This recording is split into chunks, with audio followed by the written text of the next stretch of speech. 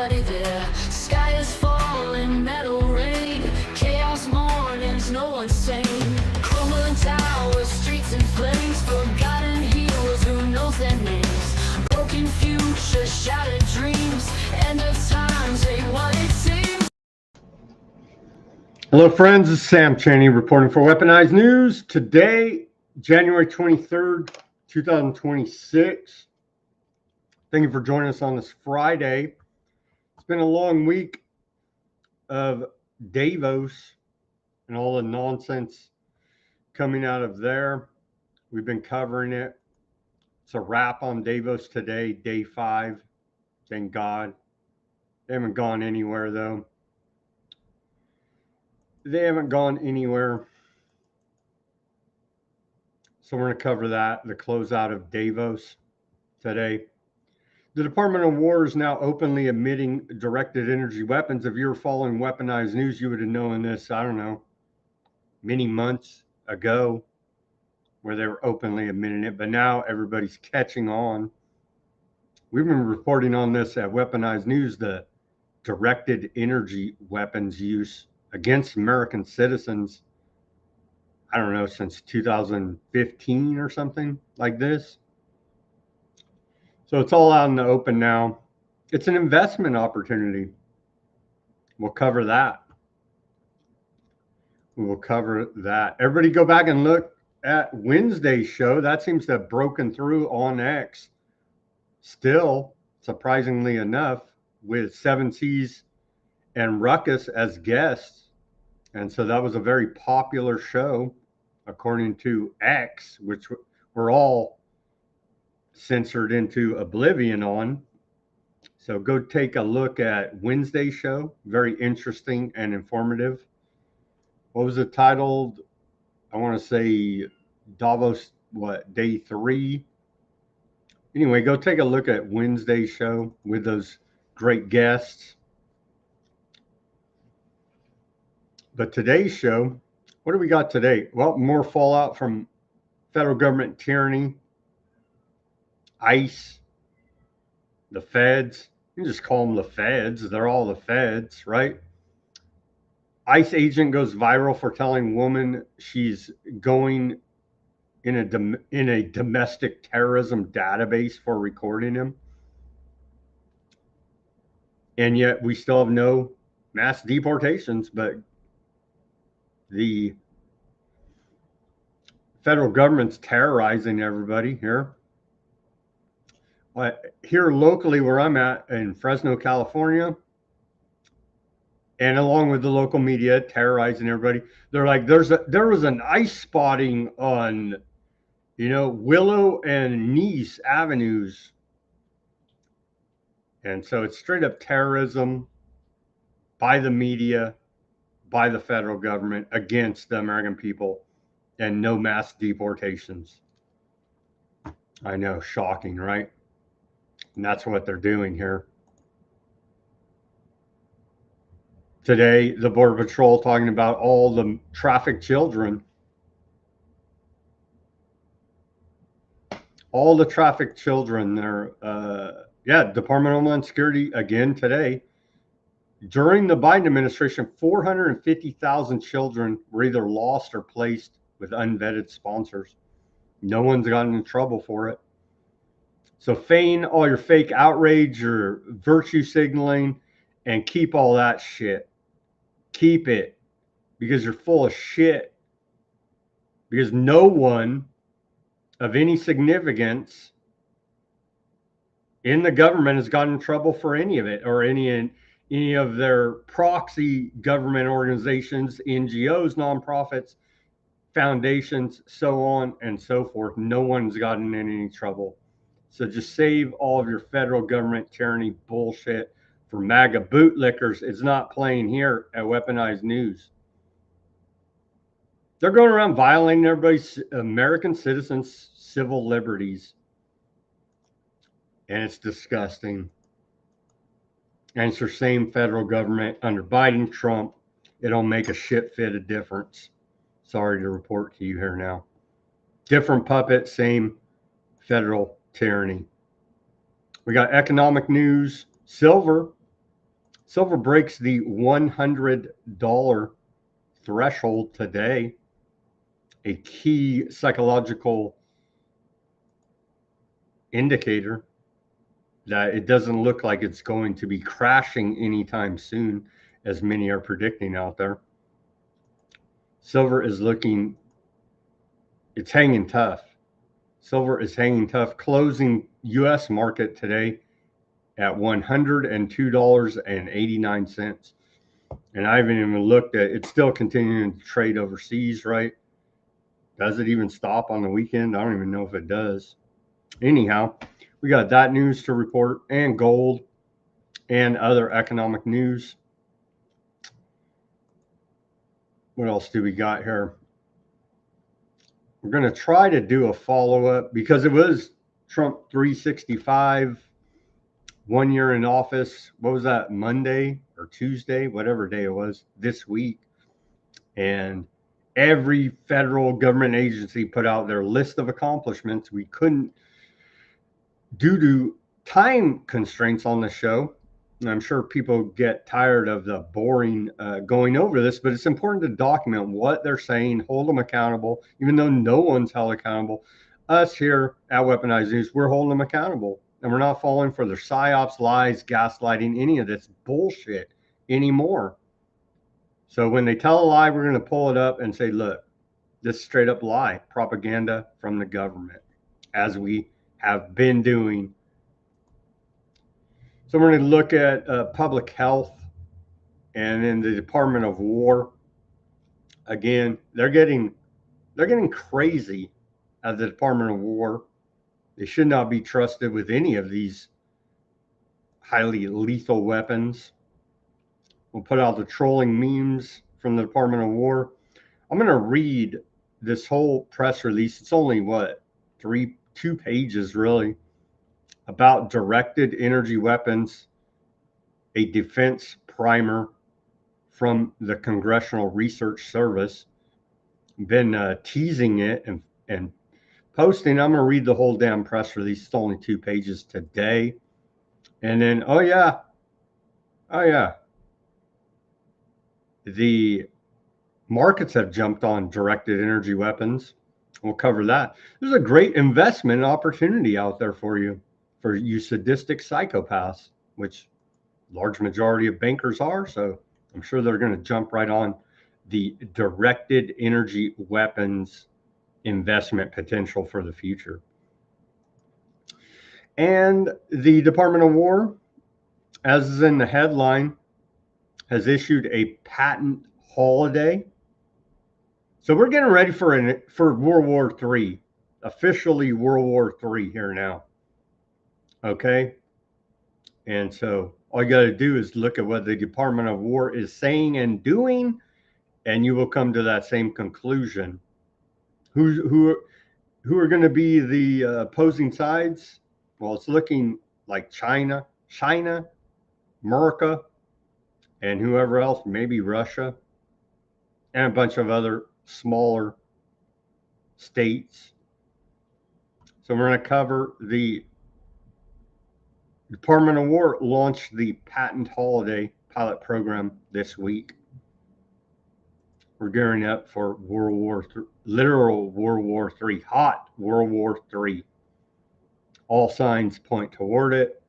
They got to do something about their failing fiat debt-based monetary system. And of course, that's going to be the answer, is a giant world war to make everybody forget about all of their other crimes, financially, crimes against humanity, bioweapons, chemical weapons attacks against domestic populations, directed energy weapons attacks against domestic populations, and it goes on and on and on. But we're going to forget about all of that when the big bombs start flying here now. Or maybe it won't even be big bombs. Maybe it'll just be all space lasers. But there's a lot more to directed energy weapons than just space lasers. We're going to wrap up DAVOS, close it out on day 5 here for you. And then what else do we got? Yeah, aardvark land genocide continues. as yesterday Trump rolled out the board of peace.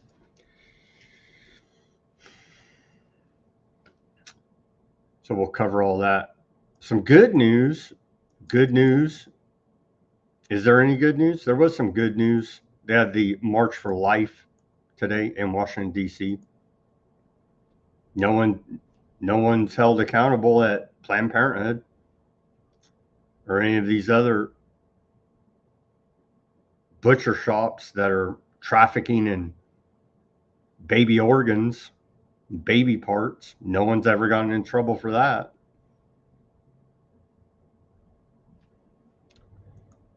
So we'll cover all that and much more on this Friday edition of Weaponized News. Thank you for joining us. I don't know what's up with the chat. Maybe it's all broken and not coming through. I don't know. We have some viewers. I see people are tuning in on the Rumble. Give me a shout out on the Rumble.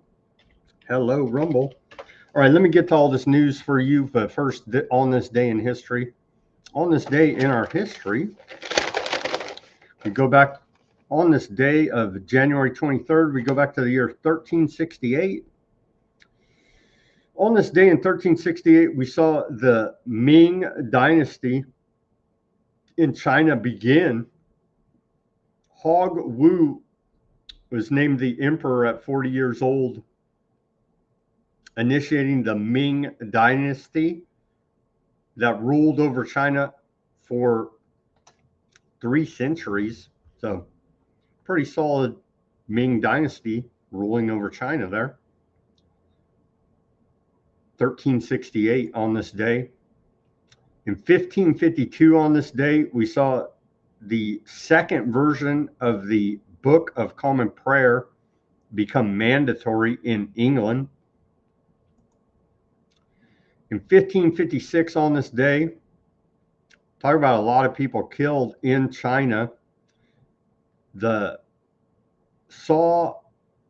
Anaxi earthquake, probably not pronouncing that right, the deadliest earthquake ever recorded, kills an estimated 830,000 Chinese. 830,000 killed by an earthquake in 1556. In 1849, on this day, Elizabeth Blackwell becomes the first woman in the United States to earn a medical degree, graduating from New York's Geneva Medical College. In 1855, on this day, we saw the first bridge over the Mississippi River in now what is known as Minneapolis, Minnesota, open on this day. And even back then, Somalis were figuring out how to rig up a scam. Nah, just kidding. I don't think there were any Somalis in America in 1855, but a major engineering accomplishment there, part of the Industrial Revolution. In 1937, on this day, we saw the Great Purge out of the Soviet Union. Karl Reddick and 16 others go on trial in Moscow as part of the Great Purge. Many are sentenced to death.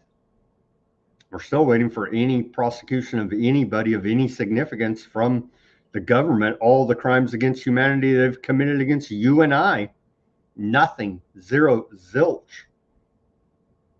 The commies kill them. We here lick their boots in America. Don't tread on me, bro. That's where we're at. Where we're at. In 1941, we saw the first mass killing of aardvarks in Romania during 3 days of riots. It's estimated between 115 and 130 people are killed there. In 1964, on this day, the 24th Amendment to the United States Constitution is ratified, barring poll tax in federal elections. Vote harder, bro. I'm sure your guy is going to reform this corrupt system. A very good day for America, actually, through all of the bullshit. On this day in 1973, U.S. President Richard Nixon announces an accord has been reached to end the Vietnam War. Took them long enough. Started by a false flag, Gulf of Tonkin. Second incident literally never happened.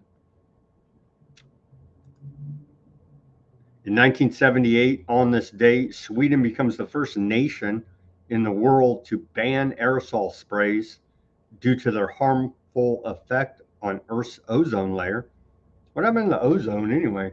Oh, they just chemtrail us now, so it's all good? Oh, okay. Thought we were all going to die because of depleted ozone layer because you like that high hairdo style with the hairspray.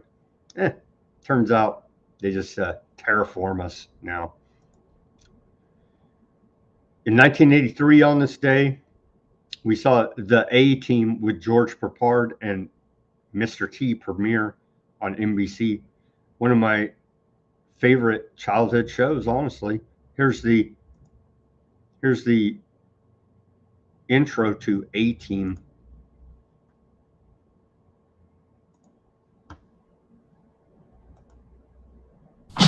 In 1972, a crack commando unit was sent to prison by a military court for a crime they didn't commit. These men promptly escaped from a maximum security stockade to the Los Angeles underground. Today, still wanted by the government, they survive as soldiers of fortune.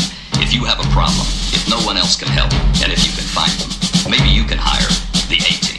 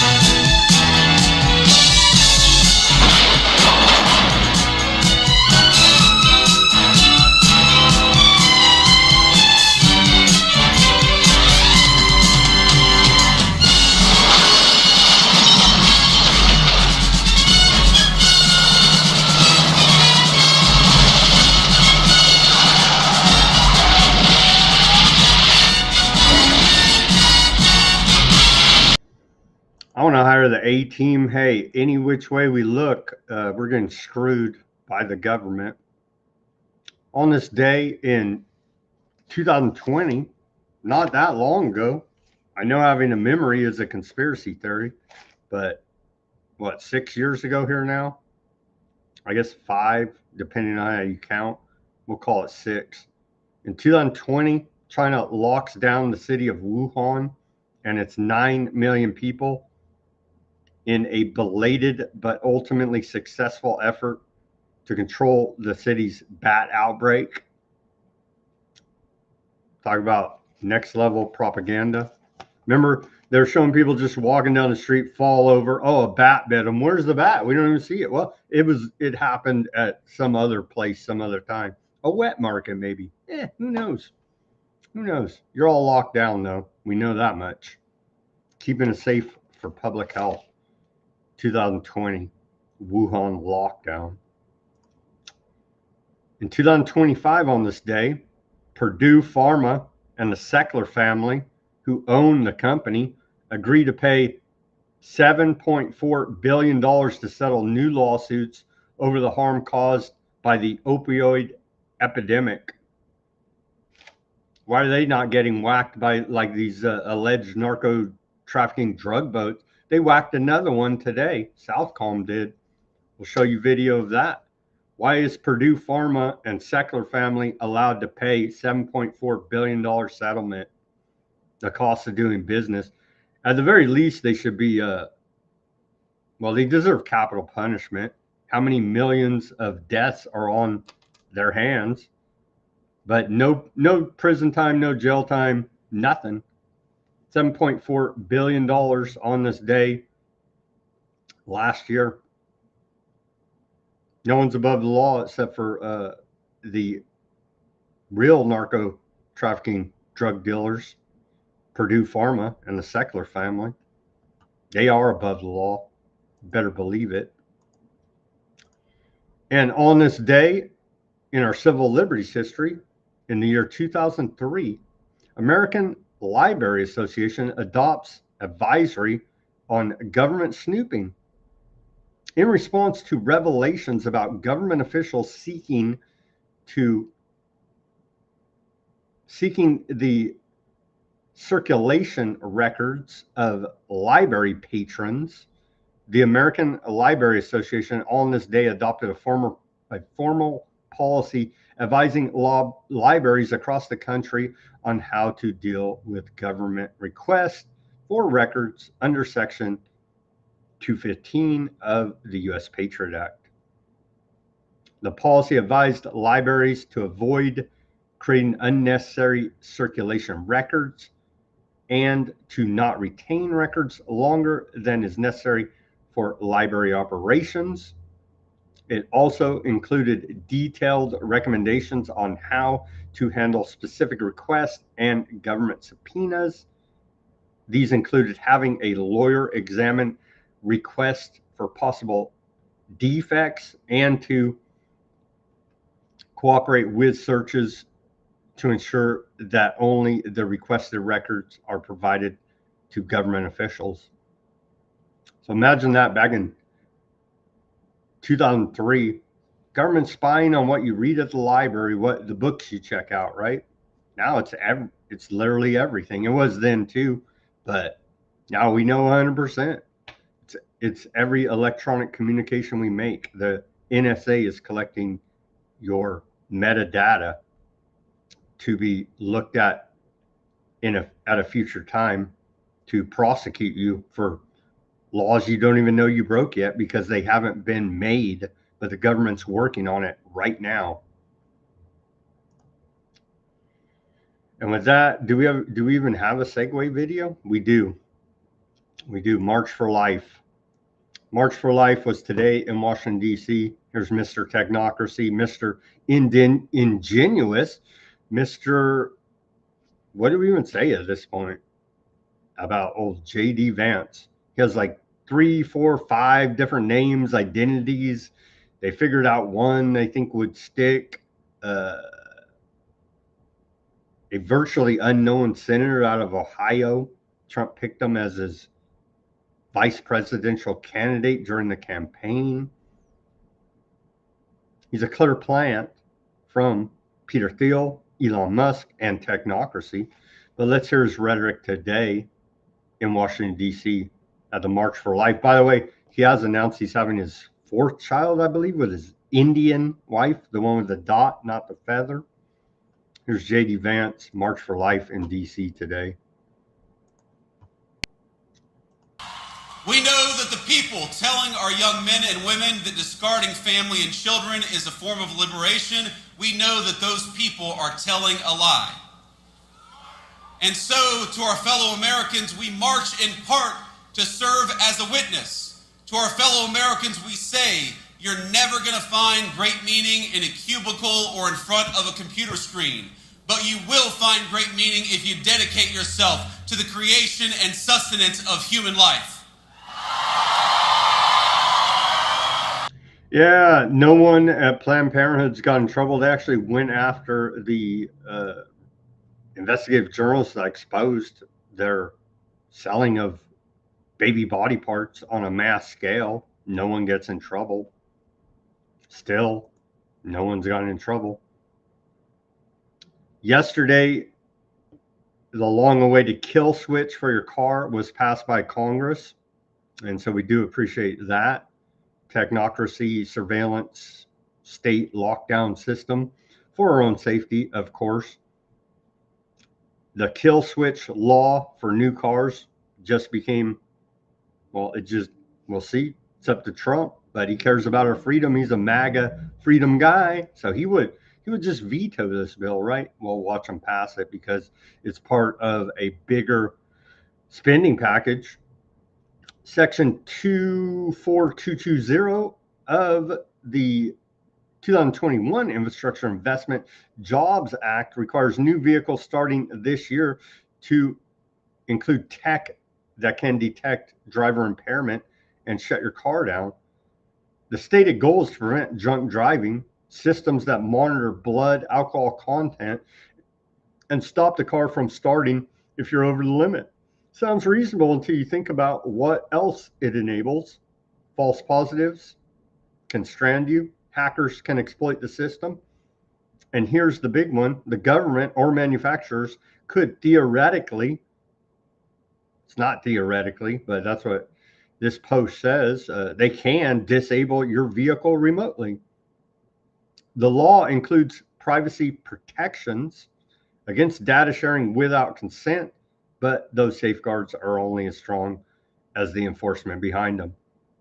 Massey, congressman out of Kentucky, tried to defund endorsement of this mandate. His amendment was defeated 163 to 268 yesterday in the Congress, with 57 Republicans joining Democrats to keep the funding intact. Many are now demanding Trump veto the spending bill. Critics aren't being paranoid when they call this a kill switch. They're just reading the damn bill. So we'll see. It's on Trump now, right? Mr. Freedom, America, MAGA, all this rhetoric. Well, we'll see. We'll have to track this one. The 2021 Infrastructure Investment and Jobs Act funding out of Congress. Here's the vote. So yeah, any new cars, according to your government, for your safety, it's going to have a remote kill switch. They're mandated.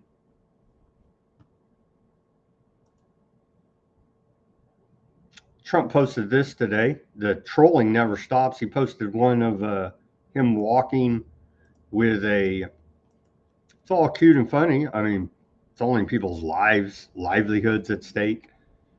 It's all cute and funny to these psychopaths known as government. We have trying to get to this. I saw it right before we came on. Might as well show you the latest troll there.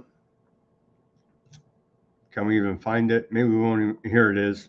Latest troll there out of, and we reported yesterday, Trump agreed with Rutte out of head of NATO that they're going to go ahead and take over Greenland. No documents, but whatever, bro. You know what I mean? And of course, they're profiteering off it handsomely. This troll meme put out by the White House, like an hour ago, 2 hours ago, something like this. Embrace the penguin, embrace the American technate, but they refuse to be honest with us. Just be honest with us. The most transparent administration in history. Just tell us you're building your region of one world government, which is the American technate, which is the North American technate. Here's more Trump Freemasonry, occult symbolism. He posted this. Trump's a cultist, okay? He's a dark occultist. So get that straight in your mind. Posted these arches, right? And of course, he's going to pick the gaudy one with all the gold on it. And so I asked the old Gronk AI, put this, what is that? Occult symbolism behind these arches. Relevance to Trump's proposed Independence Arch, the designs for the 2026 monument invoking Roman and French triumphal arches amplify these symbols in a modern context. Esoterically, it could represent a gateway to American renewal or victory over perceived adversaries, with three design options: ornate gold versus minimalist marble. You know he's going with the gold one, right? Symbolizes stages of transformation, perhaps dismantling old systems That's exactly what they're doing right now. It's been announced at the World Economic Forum. We've been reporting on for 2 freaking years here at Weaponized News for anybody that wants to be 2 years ahead of what they're announcing at the World Economic Forum. But I digress. Continuing here. Letter agencies in symbolic terms toward a new era. Oh, you don't say. We've been calling what we've just been reporting on what they're saying. Very few others have. We're in a new world order, in a new era. The neoclassical style nods to Masonic influences in U.S. architecture, emphasizing sacred geometry and enlightenment. Some occult readings see it as signaling or a silent war triumph, with the arches as a permanent marker of deification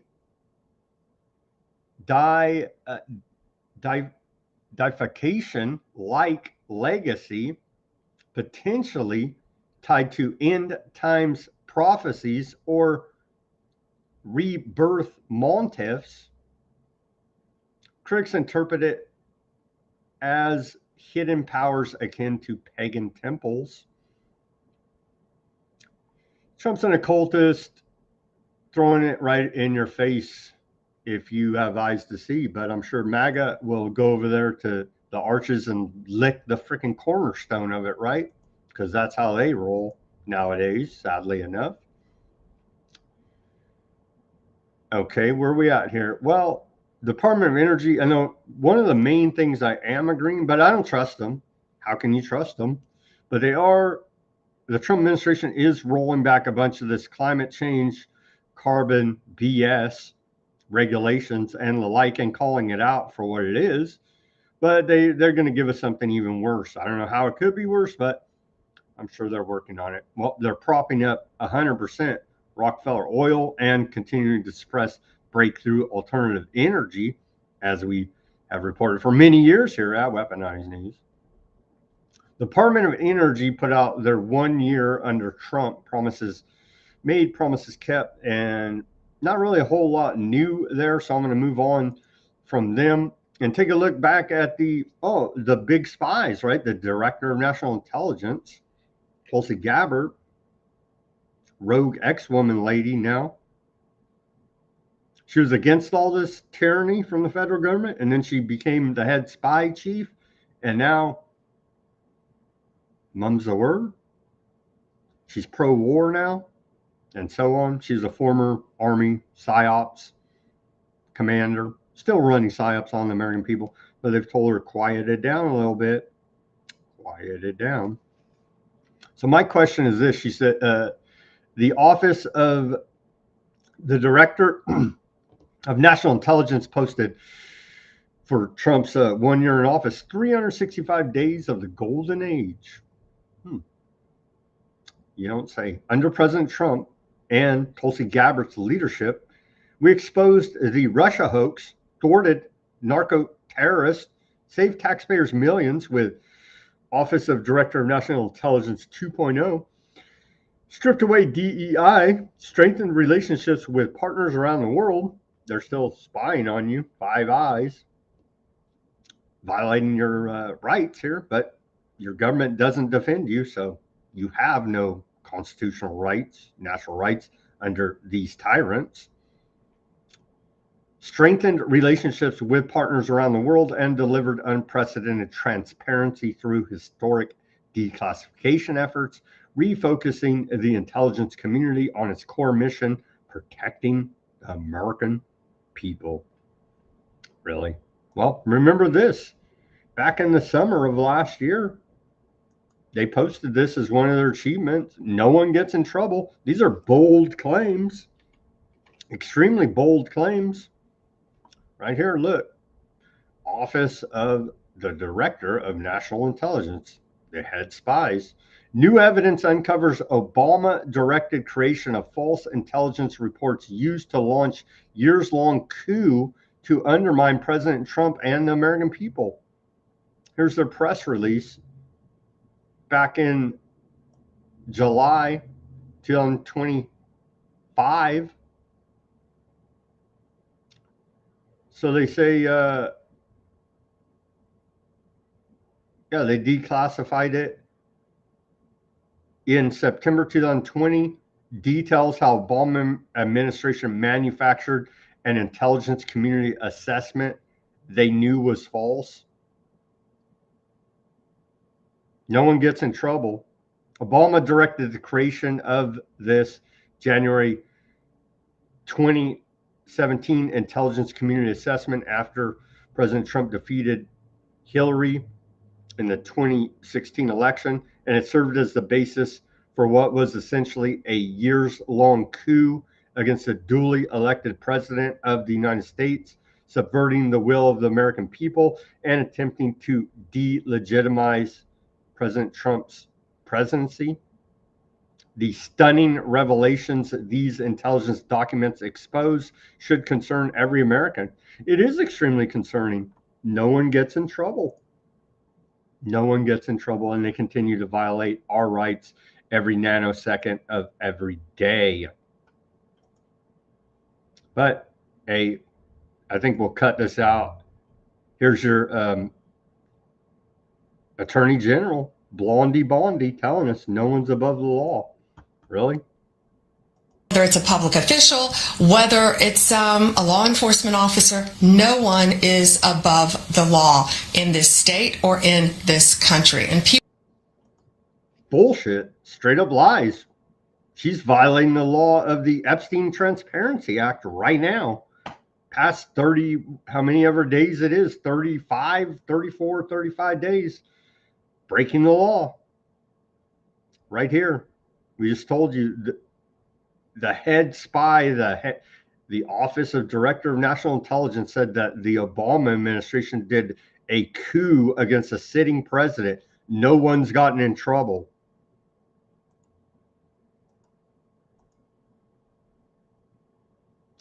More, no one's above the law. They won't enforce antitrust laws on the books right now.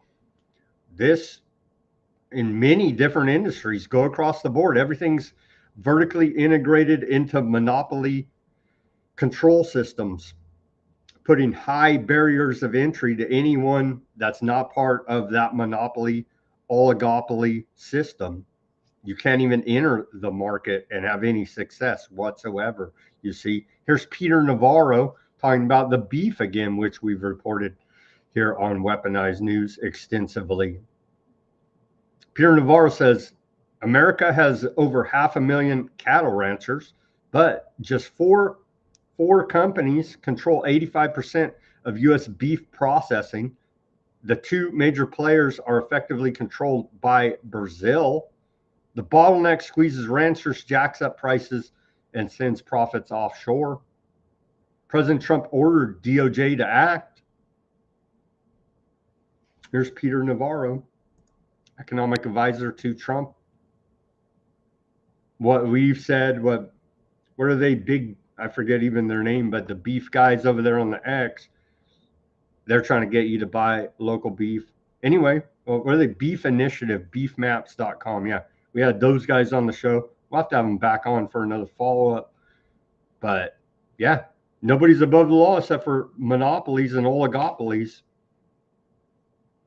Enforce the antitrust laws on the books. They won't. They won't. Be safe out there this weekend, right now, actually, as a major cold front. They come up with new names all the time to scare everybody, but it is cold out there. Here's the map. It's cold where I'm at in Fresno, California. What my temperature says, 53 degrees right now. We did have sun out today, so that was nice. So here is the map. So much of the northern central areas here of America, and of course the Northeast, all right here in the negatives. Some reports saying 1 inch of ice is expected, not immigration and custom enforcement, literal ICE. And then are they probably manipulating all of this? Snowstorms, ice storms, they probably are as well. I haven't even looked into it, but let's just assume at this point everything's manipulated. It wouldn't surprise me. So stay warm out there, stay safe. Now don't stay safe. I'm so tired of people saying don't be safe. Just be aware of your conditions and have a freaking brain. People are doing the same type of hoard buying. I saw a post online of that they did during the bat times, and maybe this is a time to prepare to be hunkered down if you're snowed in and the conditions are so cold you can't go out without it being dangerous. So maybe this is a time to be hoarding items and hunkering down if you're in this area of massive cold coming in. So stay warm out there. Okay, moving on to is a post by Jason Bassler from Free Thought Project. He says the CEO of one of the world's most powerful surveillance contractors is now telling you that surveillance tech protects your civil liberties. Of course, he's talking about Alex Karp, CEO of Palantir. I'll put that one on the screen for you. Meanwhile, Palantir quietly widens its footprint into predictive policing, data fusion centers, dragnet surveillance, immigration tracking, real-time monitoring. Civil liberties for who? Well, for the oligarchs, obviously, for the technocratic bros. And then we reported on ICE don't need no stinking warrants. They write a memo on the back of a napkin and then they throw that away and say, whatever, dude. Who cares about your warrants? You're not hiding illegal aliens under your floorboard, are you? And so we reported on that. ICE doesn't need a warrant to enter your home if they suspect you're harboring an illegal alien fugitive. Now we see this report. ICE agent goes viral for telling woman she's going in a domestic terrorist database for recording him. Let's take a look at this. So they're not tyrannical at all. They're just your friendly, wearing masks and violating your rights every nanosecond. But and not actually carrying out mass deportations, as has been the plan the entire time, to create this strategy of tension to divide up the American people instead of all of us pointing our finger back at the corrupt government. It's not illegal to record. Exactly. Yeah. That's what we're doing. Yeah. Why are you taking my information down? Because we have a nice little database. Oh, good. And now you're considered a domestic terrorist. So For videotaping you? Are you crazy? So there you go. Federal thugs that was out of Maine, Portland, Maine. ICE agent in Portland, Maine tells Legal Observer she's a domestic terrorist for peacefully recording him. Adds her to nice little database. What are you even doing with your life, though, honestly, if you're not listed in the federal database as a domestic terrorist at this point?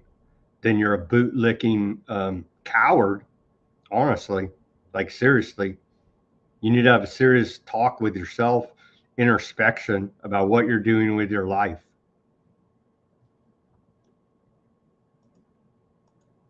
Your goal should be number one on the list. Again, the theme, no one gets in trouble. Department of Homeland Security today says, as a reminder, during the Biden administration, 450,000 children were either lost or placed with unvetted sponsors. ICE Barbie is leading the effort to locate them. They've had a year. No one gets in trouble. 400, let's just call it a cool 500,000, right? Just round up all government data. So 500,000 children trapped. We lost the connection. What the hell?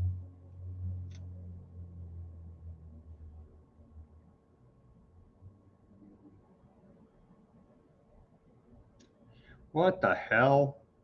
Are we back? Are we live streaming still? I don't think we are. Are we still live?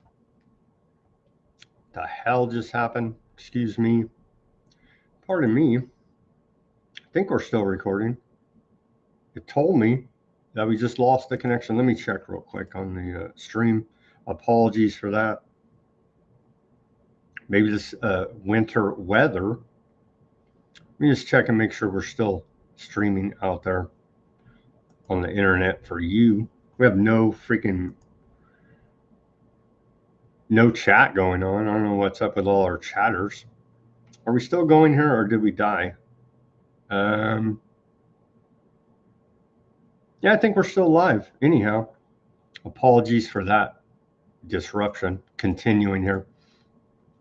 Yeah, 450,000, we'll call it a cool 500,000 missing children. No one gets in trouble. Again, from the federal government to the NGOs to the nonprofits. Down the line, we got low-level illegal alien child abusers, child sex abusers. They get those criminals. Good, right? All well and good. Feed them to the wood chipper. They're really guilty of these crimes, but it was a lot bigger players making it all happen. Mayorkas, Amy Pope, to name a few big players.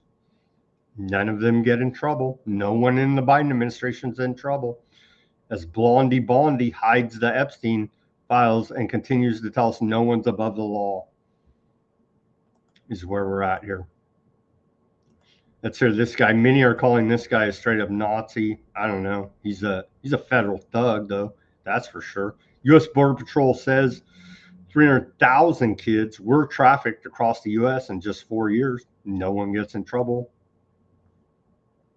It's the same feds working under the Biden administration and the Trump administration in large part.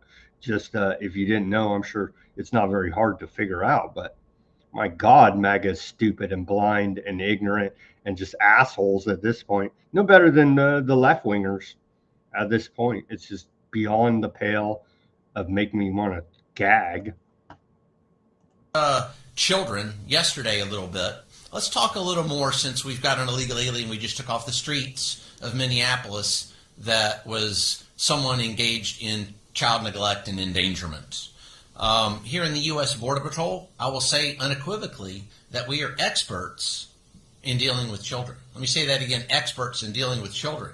Not because we want to be, but because we have to be. Over those past 4 years, hundreds of thousands of children were trafficked across that border. Guess who they came into contact with? Sometimes who was the very first law enforcement agency or American citizen that they saw? U.S. Border Patrol, followed by our counterparts at Immigration and Customs Enforcement. We're definitely the experts at dealing with children, unfortunately. Hundreds of thousands under that last administration. Not to mention the 300,000 lost children. 300,000 plus lost children that were trafficked across that border. Now, when we've got the news media talking about... No one gets in trouble. Low level, again, horrible illegal alien child abusers, child rapers. Again, if they really are guilty, 100% we can prove it. Wood chipper, baby. But it's all ringing hollow to me because, again, people in positions of high authority allowed all this to happen. None of them are in trouble. And I know our feds can do no wrong, but I'd be willing to bet many feds are involved in this whole child trafficking for sex network as well.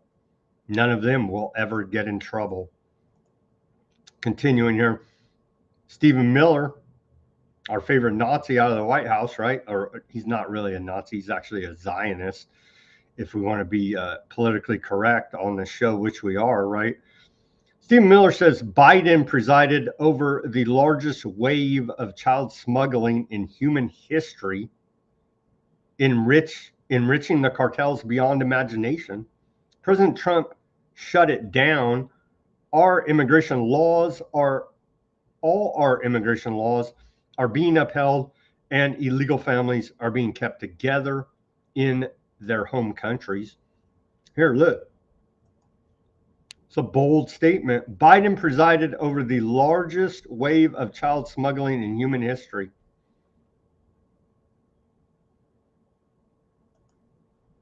Okay. Where are the arrests? Oh, we got an illegal alien child molester. Good. You know what I mean? But whoop-de freaking do, really, in the big scheme of things here now.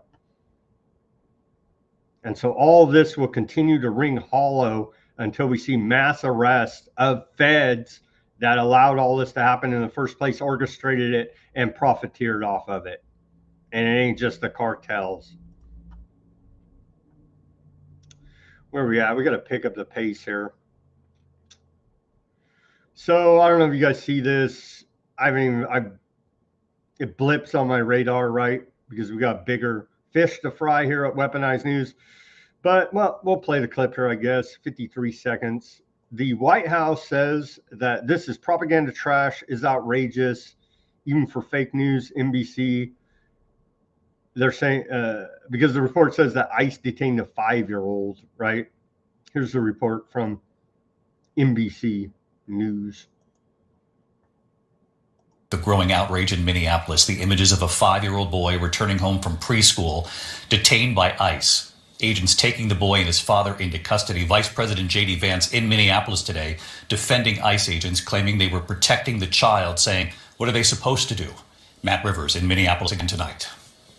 Tonight, the haunting images sparking a firestorm. A preschool boy standing in the Minnesota cold, swept up in the ICE crackdown. School officials say 5-year-old Liam, wearing his blue hat and backpack, and his father, Adrian Alexander Conejo Arias, had just pulled into their suburban Minneapolis driveway Tuesday when agents took that father into custody. The school then saying an agent essentially used the 5-year-old as bait, directing him to see if anyone else was home before taking the boy away. The district saying they're playing us. This is strategy of tension. So the White House says that's fake news. They say when ICE agents approached the boy's illegal alien father, the man fled, abandoning his child in freezing cold temperatures. Agents stayed with the boy for hours, bringing him McDonald's, poisoning him right there, right? And listening to music in attempts to calm him down. The boy's own mother refused to take custody of him. With no other choice, the boy was reunited with his dad at a federal processing facility. So they did put him in there, right? But we added the proper context for you here per the White House. Again, stop the lies, the White House tells us. Well, for all government. Stop the lies. ICE conducted a targeted operation to arrest illegal alien, blah, blah. I think you got the gist of it. Again, media, government working together, create strategy of tension to divide the American people. They're all criminals, along with these illegals. So I guess the strong arm robbery, the extortion of TikTok is complete. The joint venture, TikTok USDS, acquired TikTok's U.S. assets. Acquiring TikTok's U.S. assets has been formally established and has announced its leadership team. And so don't be antiseptic or even critical of anything, I guess, on TikTok. I don't know. I don't use it, but it's pretty damn censored now because, of course, they blame, oh, my gosh, TikTok spreading antiseptic hate, exposing the genocide. And it's Chinese propaganda is really the reason why they sold America needs to take over TikTok. So they did. And now it's handed over to aardvarks. So all for national security, of course, keeping us safe from that damn Chinese propaganda. The Treasury Department today, a little bit about economic news. Trump accounts, they're pushing that, right? We've covered that. Trump accounts include President Trump's working families tax cuts, give the future of America a stake in America. Sounds reasonable. Don't trust the government, especially with your money. They steal enough. Just saying. At Treasury, we are building long-term financial security for millions of children by creating tax advantage investment accounts for U.S. citizens under the age of 18. And they've announced, of course, $1,000. I forget even the years. You got to be born. Well, and hey, I noticed this. You think that's Trump's real signature? I don't. But remember the scandal? The scandals there's so many, it's hard to keep track. But remember the auto pen scandal. Trump said everything Biden did or the majority that's signed by the auto pen is null and void. Here's the Trump auto pen signature right here. So what about this again? How do I contribute to my child's Trump account? I'm not even going to get into it. I can't give financial advice. I'm just saying I would double think trusting anything this government is propping up for your finances for sure. Just saying, double think it. Take a hard look at it before you invest in these Trump accounts. Gold is pushing. I thought gold today was going to break 5,000. It has not broken 5,000. Here's the gold price today, closing in America, $4,981.42. We're pushing 5,000 in gold. And then silver is off the friggin' chart, like quite literally off the chart here. All-time record high price for silver, $102.89. Silver broke that $100 mark today. So pretty historic. And it looks like it's only going up with no end in sight, honestly, at this point. I mean, many people calling the top, oh, it's all going to crash, blah, blah, all this. I see all this talk. I'm like, really? I don't think so. I think it's still going up. Do your own research on that. What do we got here? ITA at Trade Government. What even are they? See, there's so many government agencies, you can't even keep track of them all. But let me tell you, Doge got rid of waste, fraud, and abuse and shrunk the federal government. I think they fired like 200 or resigned, fired, retired early, whatever the case may have been. I think it was like, 270,000, maybe something like this. There's still 2 million federal employees in this country. Way too many. Way too many. Anyhow, the ITA is the International Trade Administration of the federal government. They say ITA is announcing record-breaking commercial deals won through U.S. government commercial advocacy, i.e. tariffs, in the first year under the Trump administration. 221 signed contracts worth $244 billion, which is literally nothing in the grand scheme of, now we're in $1 trillion everywhere. 244 billion. It's a lot of money for Joe Blows, you and me, but in the grand scheme of things, literally nothing, including $206 billion in made in America export content. At least there, and more than 844,000 American jobs supported. At least they are saying they have signed contracts worth $244 billion. A bunch of the trade deal here, trade deal there by the Trump administration. We covered it, right? And you go look, there's no freaking signed contract or trade deal. It's just a bunch of freaking talk. It's a bunch of building confidence from con men who are your politicians, i.e. Trump and his whole regime. Record 2025 record deals. Here it is. started at zero and made $244 billion with, again, 121 signed contracts. Really, in the grand scheme of things, they're not doing jack. Sorry to report to you here now. The Trump accounts, we covered it. Let's take our live commercial break here now. No chat going on. I don't know if my chat is broken or what. If you guys are on Rumble, it says people are on Rumble. Give me a chat. Maybe it's not coming through for whatever reason on my end here. Let me just check quickly. Not been having much chat. Maybe the regular Weaponized News audience is getting tired. I don't know. Or maybe they got better things to do. I don't blame them on this Friday.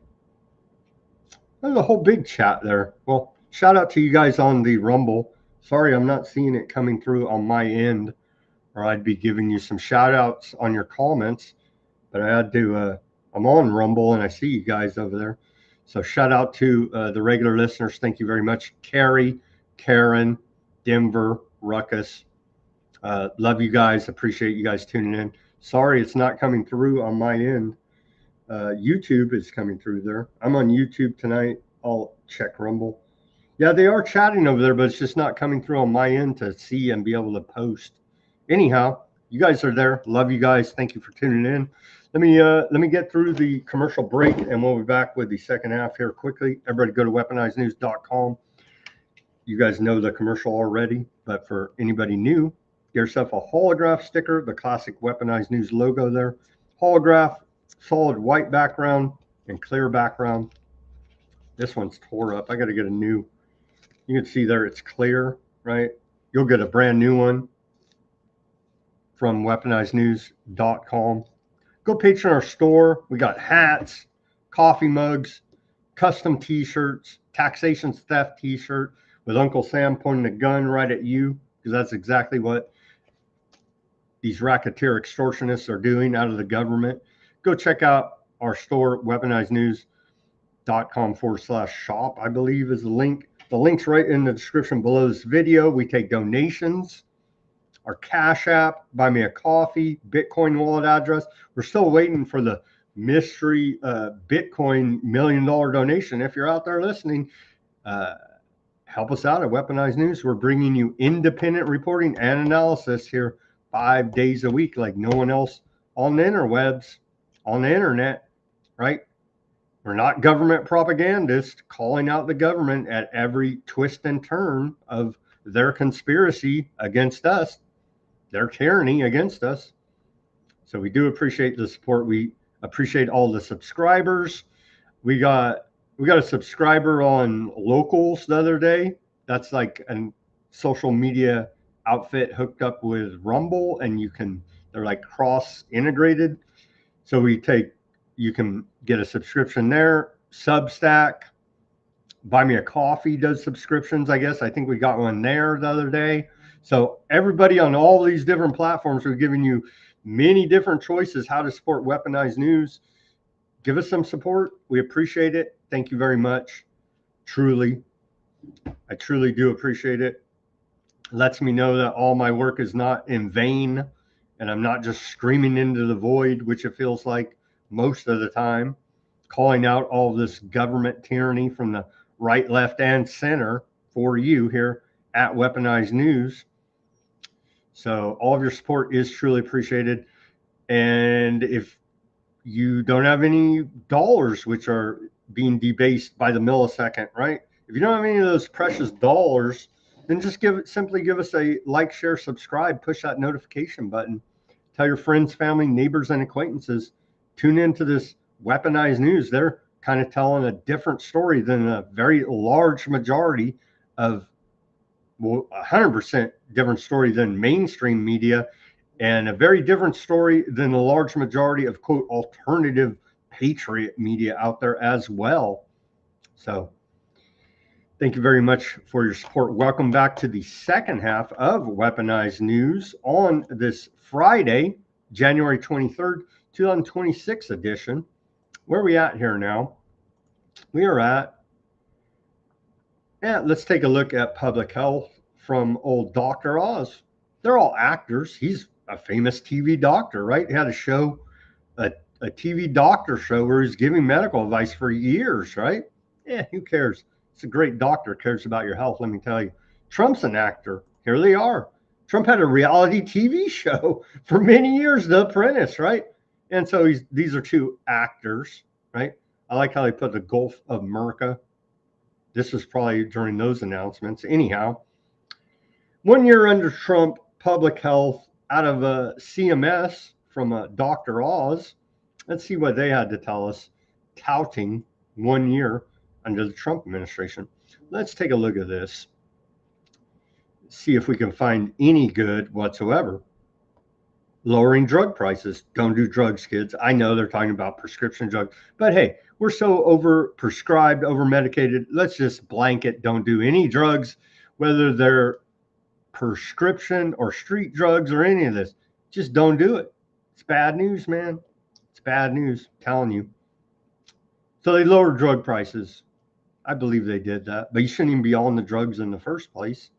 I understand some rare, as they like to say, very small percentage of people out there truly need the drugs to be alive. I understand that, but that's very small compared to the mass over prescription crisis in this country that no one talks about.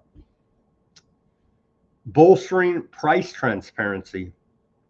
In virtually every other sector, you know what you'll pay for a good or service. That's true. They rig up it's so damn, these hospitals and doctors are robbing us blind. We've been reporting extensively on the BAT protocols at the hospital, and one victim right here where I'm at in Fresno, the activist support that started this whole thing, honestly, of all of their activism, exposing the bats, what they're doing in the hospitals, the miracles, the whole, everybody knows the routine. Anyhow, the woman that fell victim to the bat protocols at the hospital, I think she stayed there like 2 weeks.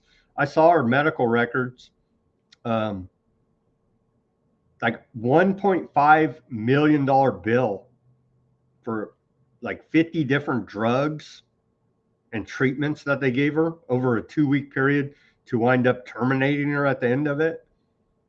You know what I mean? But you don't get any of that up front. You got to wait till you're terminated, and then they come and try to collect this $1.5 million bill. But it's across the board. And so bolstering price transparency in medical billing for drugs, procedures, and the like.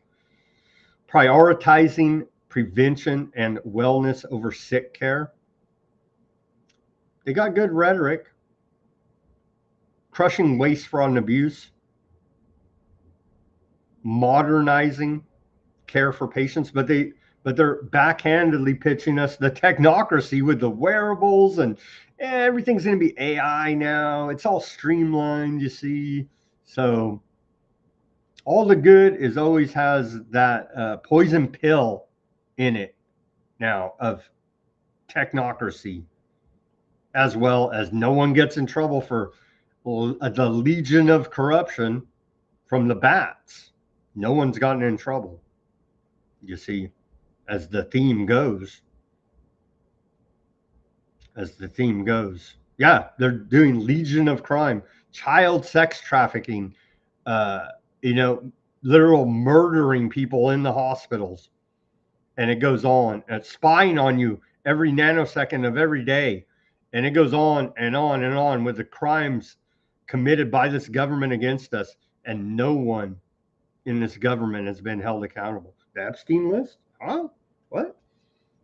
And then remember Congress, they have a slush fund to settle their sexual harassment. Remember that story? No one gets in trouble. Continuing here. Expanding access to affordable coverage. I guess they halfway did that. Again, Rockefeller Medicine. Can't get into it here. Accelerating access to care. Access to care is the issue. Transforming healthcare in rural America and protecting children from irreversible experimental procedures, i.e. the hormones, right? The gender bending hormones. No one gets in trouble for that. And we go on. No one gets in trouble for selling aborted baby parts. Protecting safety net programs for Americans. And the bonus, according to Dr. Oz, the CMS team played a key role for the administration in securing passage of the Working Families Tax Cut legislation, which stops abusive payment gimmicks, fosters community engagement, and protects Medicaid for the nation's most vulnerable. And again, public health, eugenics, pure evil. They're targeting the most vulnerable, as they say they are the ones we care about the most. Classic Nazi eugenics move, classic American eugenics move. And they're still doing it to this day, you see. Well, they leave out the part, which is a big deal. The federal government, Health and Human Services, Dr. Oz, all the rest of them admitted that hospitals in America are keeping patients alive, pronouncing them brain dead, and harvesting their organs for profit. Yeah, they admitted all that. No, again, no one gets in trouble. The freaking government, the Department of Health and Human Services, let me say that again, a couple months back, we reported here, admitted that U.S. hospitals are literally harvesting patients' organs for profit, and no one gets in trouble. Okay, on to the Department of War now. They'll still say you're a conspiracy theorist. You could post this, wave a book at them, shoot them with a direct energy weapon, and they'll still say it's a conspiracy theory because they are directed energy of gaslighting. That is the establishment of clown world psyops, lying criminal propagandists. Here is right from your Department of War. We reported on this. Go back and look at Wednesday's show. 7 Seas does a great job about this. Here you go. Department of War CTO, Engineering and Research Department. Yes, the Department of War has directed energy weapons. Yes, we are scaling them. Light speed lethality, directed energy dominant. Right there, the thumbnail of today's show. They've been having these weapons for what, the past 20, 30 years. They've been using them overseas and here domestically on American citizens, i.e. targeted individuals, other individuals. And what is going on there at the Department of War? It's getting weird now. They posted this, apply for Tech Force by February 2nd. So what is that? Not this coming Monday, but next Monday, I believe. So they're doing digital furries over there at the Department of War. It's getting weird. It's getting weird. They posted this meme, join the Tech Force family with digital furries, techforce.gov. Yeah, it's getting weird. They're getting weird at the Department of War. The peacetime science fair is over. Like, dude, what? Look at this propaganda out of the Department of War. They're going to zap us here now. And zap us with these directed energy weapons. And then here, let me read you this. I'm going to read you this press release now because I've been breezing over it, but what the hell, it's just me today, so I'm going to read it to you. It's only 2 pages. Here it is. When was this released? Updated January 7th, 2026. Congressional Research Service press release. Defense primer directed energy weapons. Senior U.S. defense officials have identified directed energy as a technology that could have a significant impact on U.S. national security in the years to come.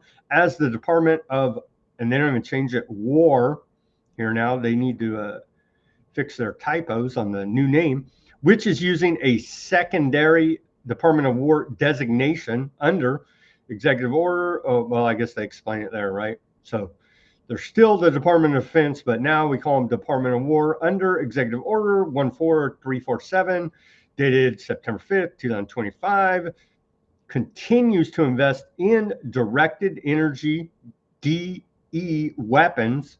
Congress may consider implications for defense authorizations, appropriations, and oversight. Overview. DOD, actually DOW, Department of War. It's getting confusing. We're just going to go with their new name, Department of War. Defines DE, direct energy weapons, as those using concentrated electromagnetic energy rather than kinetic energy to incapacitate, damage, disable, or destroy enemy equipment, facilities, and or personnel. DE weapons include high energy lasers, HEL, HEL, and high powered microwave weapons, HPM. Other DE weapons, such as particle beam weapons, are outside the scope of this in focus. HELs, that's your high powered that's your high energy lasers, might be used by ground forces in short range air defense, counter unmanned aircraft systems, or counter rocket, artillery, and mortar missions. The weapons might be used to dazzle, temporarily disable, or damage satellites or sensors. This could in turn interfere with intelligence gathering operations, military communications, the positioning, navigation, and timing systems used for weapons targeting. In addition, HELs could theoretically provide options for boost phase missile intercept, given their speed of light travel time. However, experts disagree on the affordability, technological feasibility, and utility of this application. In general, HELs might offer lower costs per shot and, assuming access to sufficient power supply, deeper magazines compared with traditional munitions. Although a number of different types of HELs exist, many of the United States' current programs are solid state lasers, which are fueled by electrical power. As a result, the cost per shot is equivalent to the cost of the electrical power required to fire the shot. This could in turn produce a favorable cost exchange ratio for the defender, whose marginal cost would be significantly lower than those of the aggressor. Similarly, HPM, high-powered microwave weapons, could provide a non-kinetic means of disabling adversary electronics and communication systems.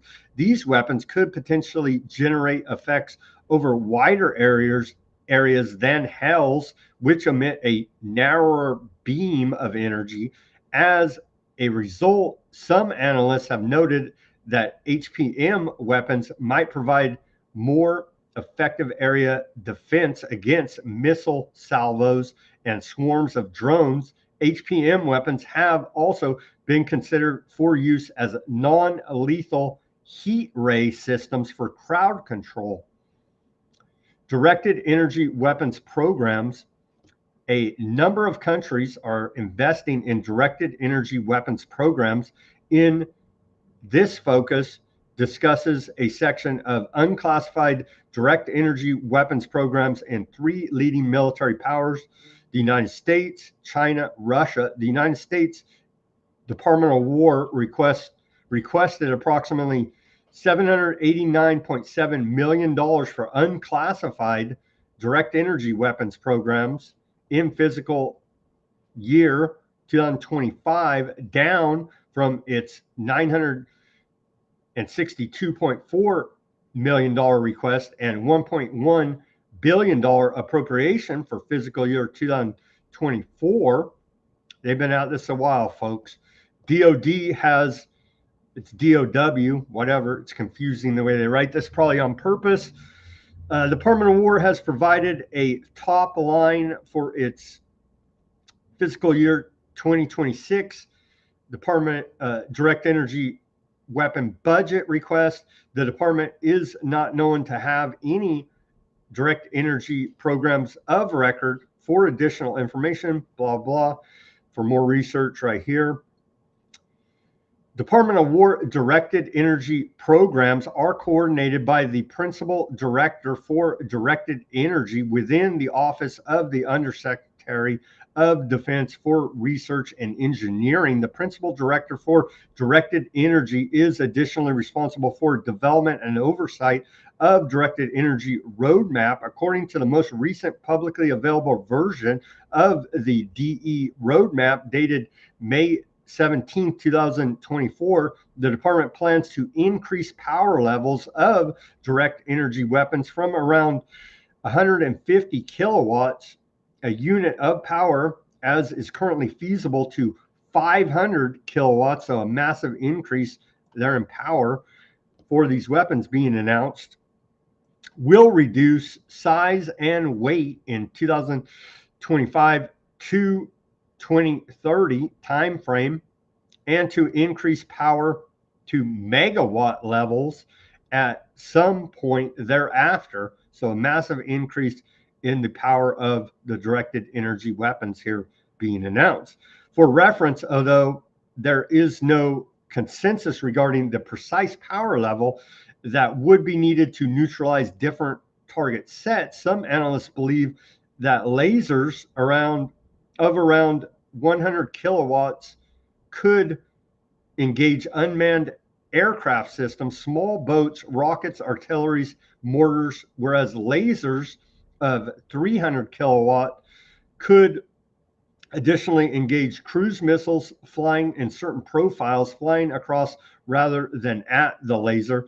Lasers of 1 megawatt could potentially neutralize ballistic missiles and hypersonic weapons. The Department of War also manages the High Energy Laser Scaling Initiative, HELSI, which former Principal Director for Directed Energy, Dr. Jim Tribes, notes is to demonstrate laser output power scaling while maintaining and improving beam quality and efficiency. HELSI is intended to strengthen the defense industrial base for potential future directed energy weapons by providing near-term prototyping opportunities for industry partners, i.e. the military industrial complex, also testing a directed energy lethality database that is to serve as a searchable repository for the department's directed energy analysis. They're doing lifetime experiments, whacking people with these directed energy weapons and creating a database so they can make it even more lethal, make the lethality even more efficient. It's wonderful, you see. China, according to the U.S.-China Economy and Security Review Commission, China has been developing directed energy weapons since at least the 1980s and has made steady progress in developing HPM and increasing powerful HELs. China has reportedly developed a 30 kilowatt road mobile HEL, LW-30, designed to engage uncrewed aircraft systems and precision guidance weapons. Reports indicate that China is also developing an airborne HEL pod. According to the Defense Intelligence Agency, China is pursuing directed energy weapons to disrupt, degrade, or damage satellites and their sensors, and possibly already has a limited capacity to employ laser systems against satellite sensors. China has likely fielded a ground-based laser weapon that can counter low orbit space-based sensors, and by the mid to late 2020s, it may field higher power systems that extend the threat to the structures of non-optical satellites. Russia has been conducting directed energy weapons research since the 1960s. So has America, probably even before that.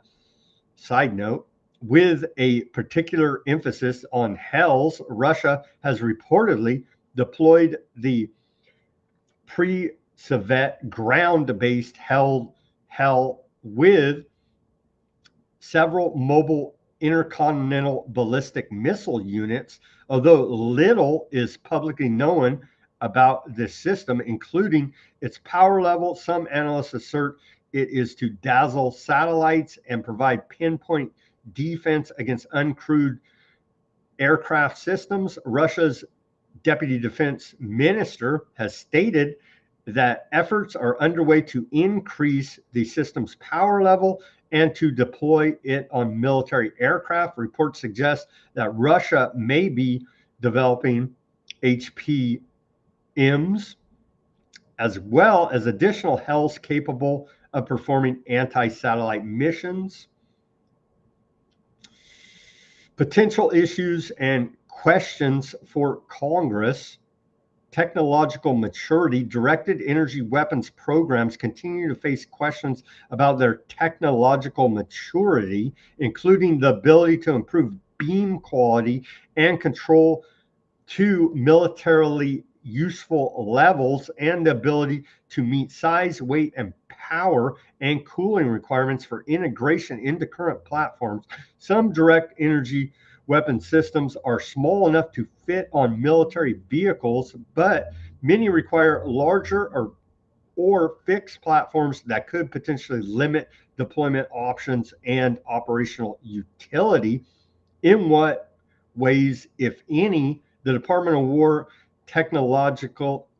technology maturation affects efforts reduce the SWAPs and cooling requirements of the directed energy weapons.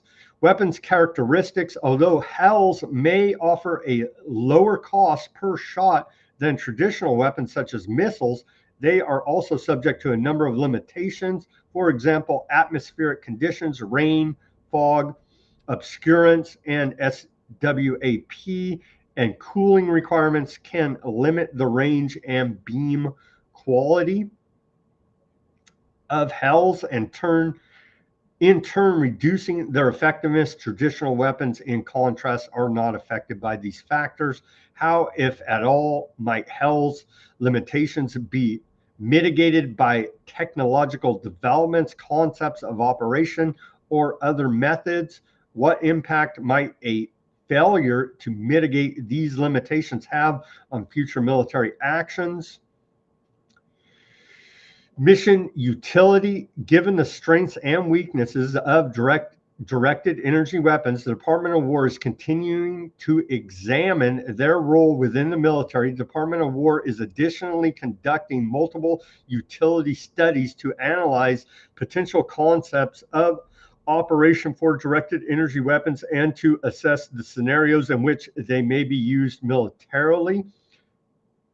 How might Congress draw upon the conclusions of these analyses as it conducts oversight of directed energy weapons programs? What is the appropriate balance between directed energy weapons and traditional munitions within the military's portfolio of capabilities?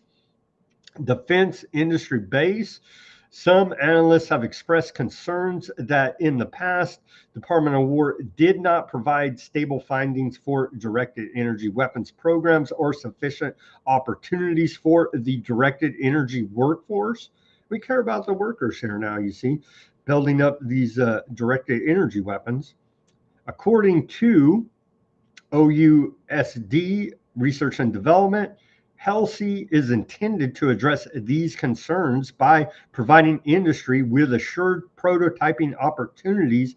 In what ways, if any, has HELSI strengthened the defense industry base for directed energy weapons? What, if any challenges does the base continue to face, and how might they be mitigated?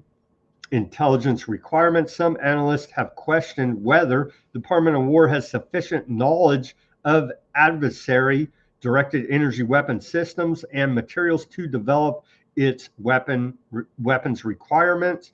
Department of War is currently attempting to further define its directed energy weapons collection requirements for the intelligence community through the Directed Energy Lethality Intelligence Initiative. To what extent, if at all, is this initiative improving connectivity between the Department of War and the direct energy weapons community and the intelligence community? What collection requirements, if any, remain? What a freaking nightmare all of these characters are described right here. Keeping us safe for national security. Don't question anything. You'll be put in a domestic terrorist database. Coordination with the Department of War, blah, blah, blah. So there it is, the press release.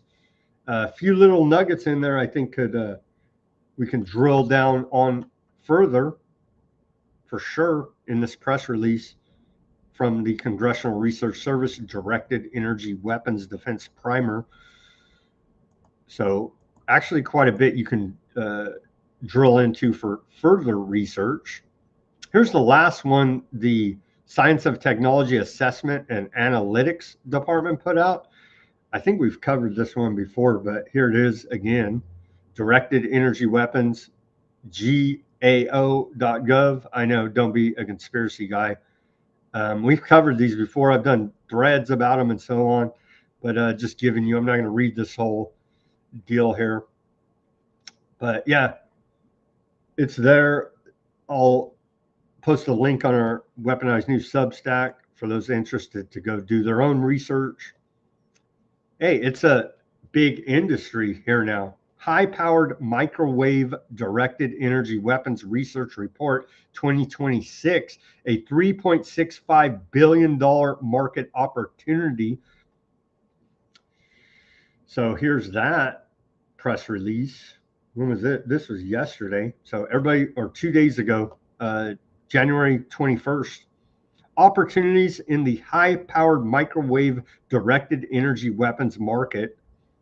Just what a freaking nightmare they're rolling out here.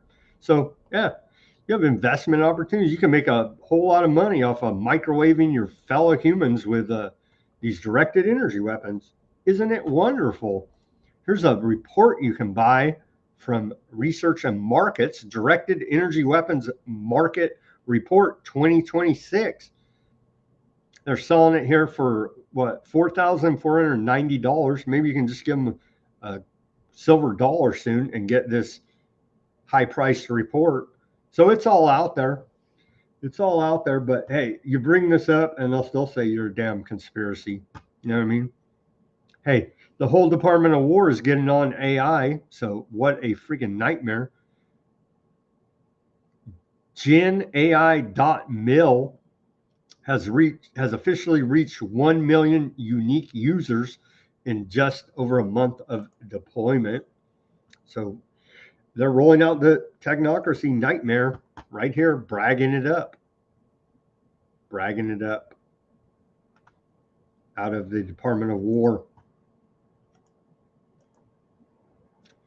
And then this one, part of the headline today, Department of War says it's launching the, quote, patent holiday program, pilot program this week, providing industry, the military industrial complex, with 2-year no-fee commercial evaluation licenses to evaluate and commercialize a curated list of Department of War patented technologies. This initiative accelerates the transformation of innovative technology from government labs to the American warfighter and industry by eliminating initial licensing costs for industry partners Companies interested in this opportunity can now browse the curated list of available patents on the TechLink website, and here it is. So we're getting ready for literal World War III here now. I don't know what was the first sign was when they renamed the Department of Defense Department of War. The announcement of, oh yeah, we're scaling directed energy weapons. Now this, hey, we're dusting off all that old tech and bringing it up to date because we got a big freaking war here with China and Russia on the horizon, and whoever the hell else is crazy enough to jump in. Here it is. Defense Patent Holiday. It should be War Patent Holiday. So yeah, they're dusting off all this old technology, tasking the military industrial complex to rework it, bring it up to date, because we have a giant world war ahead of us, you see. Quite horrific. Here's the press release. Again. There it is. You can see it right there. All these links will be at Weaponized News Substack for those interested to do further research or simply search it up yourself there on the internet. We got a new guy over there. Who's this? A new U.S. Chief Technology Officer at the Department of War. Dr. Ethan Klein confirmed as U.S. Chief Technology Officer. Unquestioned and unchallenged global technological dominance. There you go. Announced today. The new Chief Technology Officer, Dr. Ethan Klein. Oh, they whacked another narco trafficking drug boat with no due process. It's an extrajudicial assassination. But your government would never hurt you. They just put you on a domestic terrorist watch list for filming them legally in public. Southcom announced earlier today, at the direction of Secretary of War Pete Hegseth, they whacked another one of these alleged narco trafficking boats. We just have to trust the lying criminal government that's shooting citizens with directed energy weapons. You see, here's a said video of said whacking, keeping it safe from all those drugs.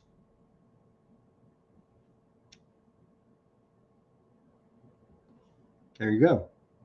Maybe there was drugs on that boat. Last I checked, smuggling drugs is not a crime punishable by immediate death with no trial. Extrajudicial assassinations being carried out by your Department of War should concern everyone. Where are we at here?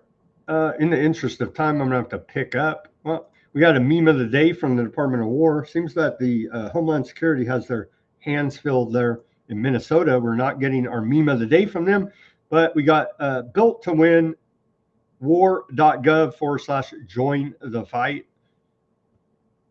Their meme of the day from the Department of War. I would advise against it strongly, but what the hell do I know?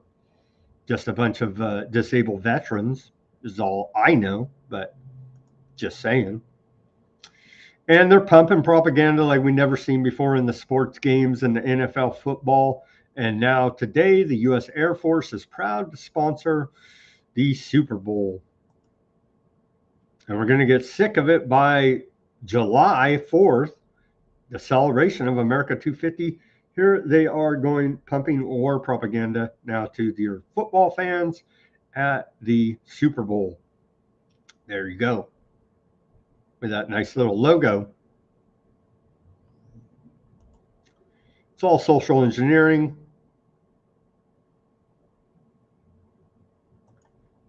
The NFL, professional football, 2 years ago, they were saying that you're all a bunch of racists doing police brutality against everybody.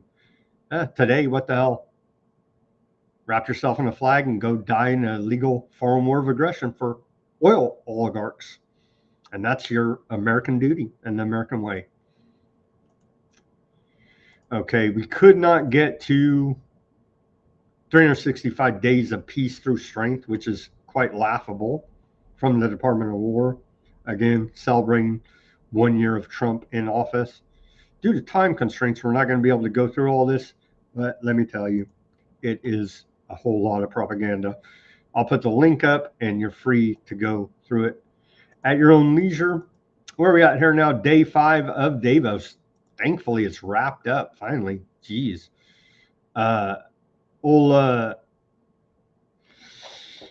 What the hell's his name? Now I can't even think of his name. The Project Veritas guy. What the hell's his name? Anyway, that dude, you know him.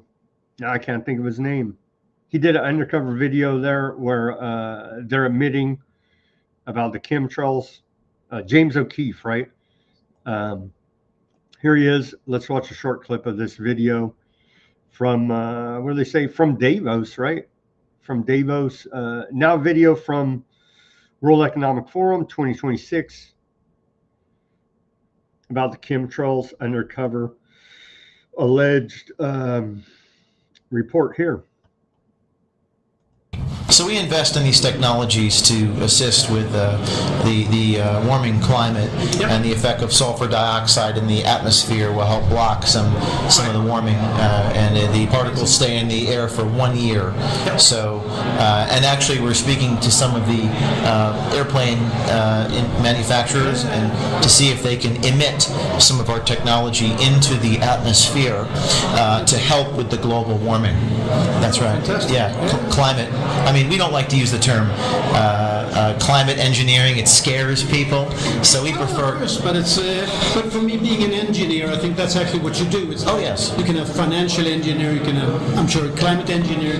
Because it involves something that's more scientific. Yes, exactly. You're an engineer. You understand. It's from Sweden, right? Yeah. So we don't like to call them chemtrails. We don't like to use this. So what do you call it instead? Well, we call it aerosol injection. Aerosol. It's kind of like little droplets. Okay. And the droplets form in the air, and they stay there for a year. Yeah. It's modeled kind of a mini volcanic eruption, actually. Yeah. And aviation fuels have some sulfur in them, so it creates some sulfur dioxide emissions naturally, and that does have a cooling effect. Now this guy, Kennedy Ritchie, who runs a company called For Air, spoke on stage, and he says on his website that he wants to, quote, decarbonize the aviation industry. He actually told me he was trying to eliminate contrails entirely, but then brought up cloud seeding. A lot of their work actually came out of the military, so they do this all the time. Have you worked with them at all? No, because they're a little more closed door about their procedures. You ever heard of sulfur dioxide?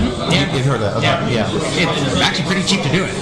The ability to put sulfur dioxide there is actually a pretty cheap way to cool down the earth. Oh yeah. So opportunity for 1 or 2 people to do it is impressive. He went a little further. He's like, it'd be interesting if the government start doing this over each other's territories on purpose. Like if we start getting weather modification as a government, either good or bad.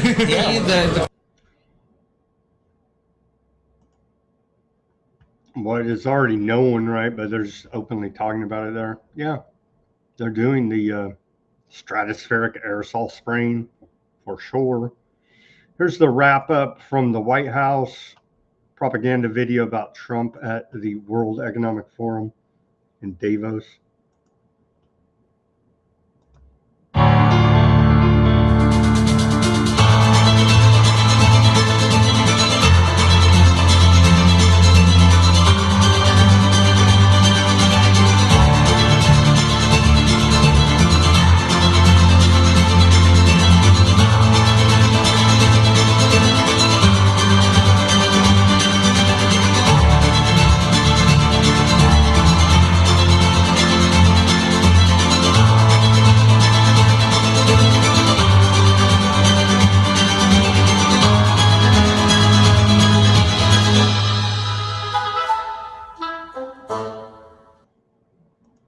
So yeah, we reported on it yesterday, played old Jared Kushner's presentation of the Peace Board, i.e. the Genocide Profiteering Board.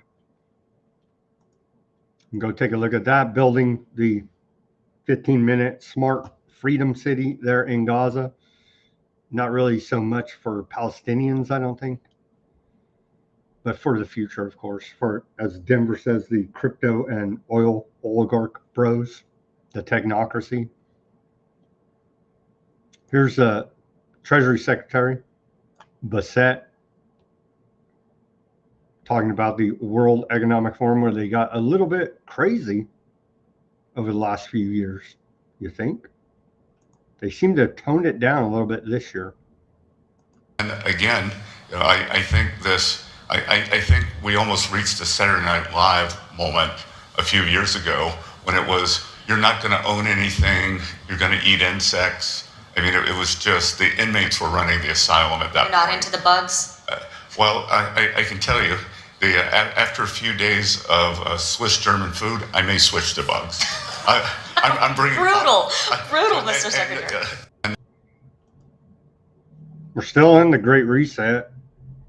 King Charles and Klaus Schwab had announced, coinciding with the bat time, all coincidental, of course. Here's old Larry Finkelstein and Andre Hoffman wrapping it up at the World Economic Forum.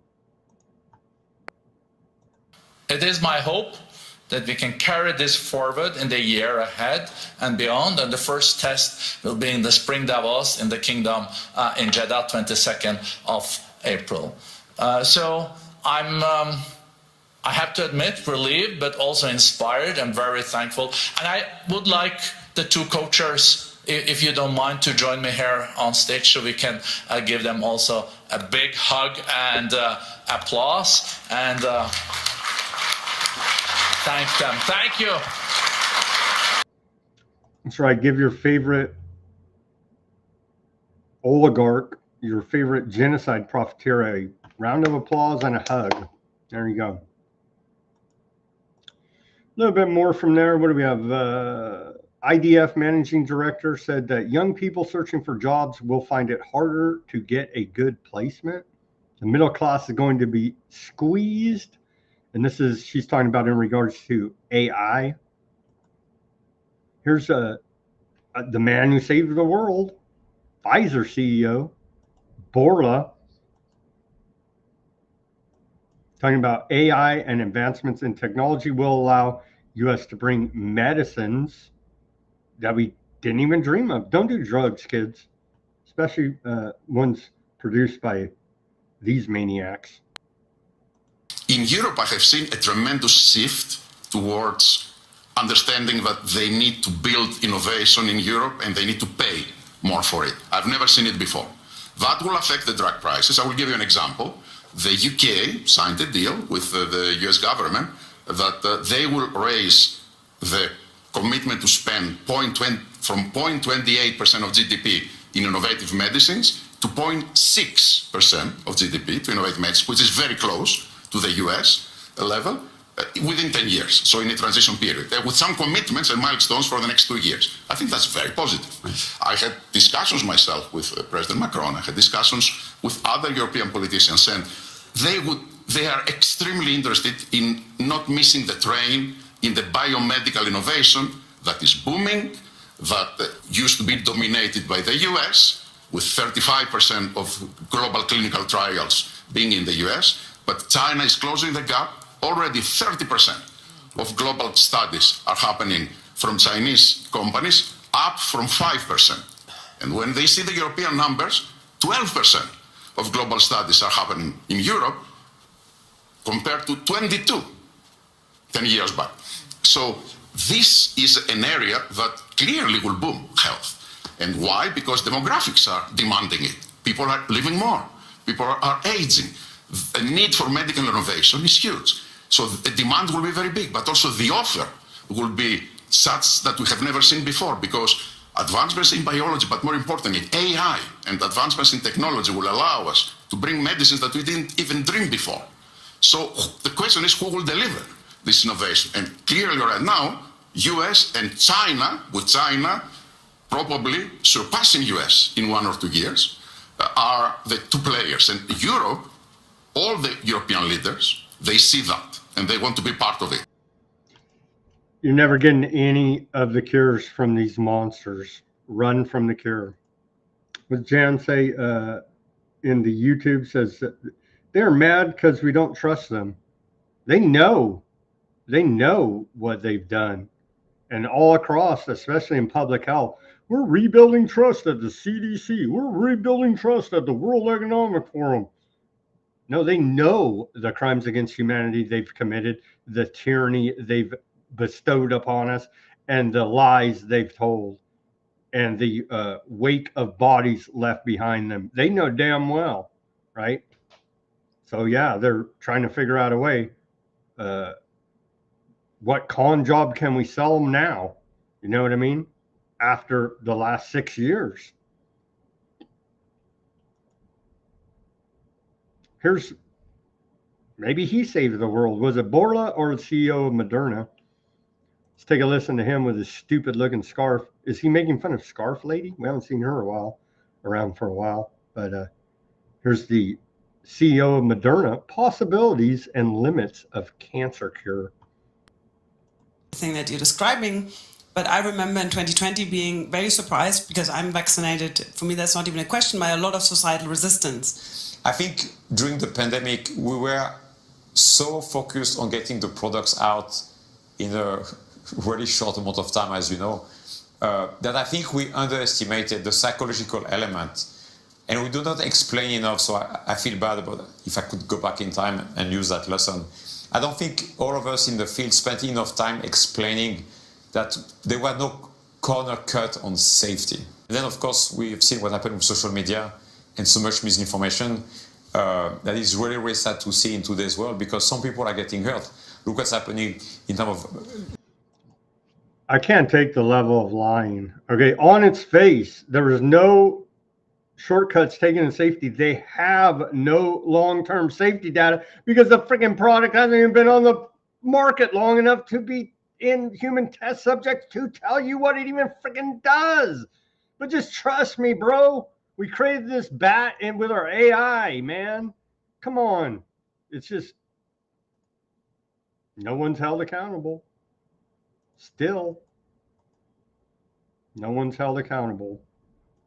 There are a bunch more clips. I'm going to skip them. Nothing that particularly interesting. A bunch of companies, private companies are there. That's what it is, a networking opportunity, right? Anyway, these guys I went through, a bunch of different companies did their own little private wrap-up videos, and I went through a bunch of these. These guys, decent. Let's play a little bit of this Bain and Company regarding their insights from DAVOS 2026. This year's Davos, the two big thematic issues have continued from past years. One is opportunities and deployment of AI getting to scale, but with the backdrop of a changing global order. And the interesting thing is the interconnectivity between those two.